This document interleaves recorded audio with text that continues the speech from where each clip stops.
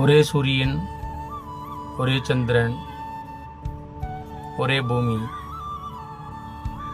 நமக்கு மட்டும் ஒவ்வொரு நாளும் புதிய விடியல்.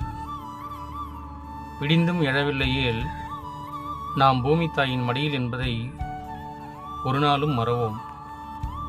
என்னதான் உருண்டு பிறண்டு சம்பாதித்தாலும் இறந்த பின் நம் பெயரை ஊர் சொல்ல வாழ்வோம். உலகம் ஒன்றுதான், நம் வாழ்வும் ஒன்றுதான். அடுத்த ஜென்மம் என்று இருக்கிறதா என்று உறுதியாக தெரியாது.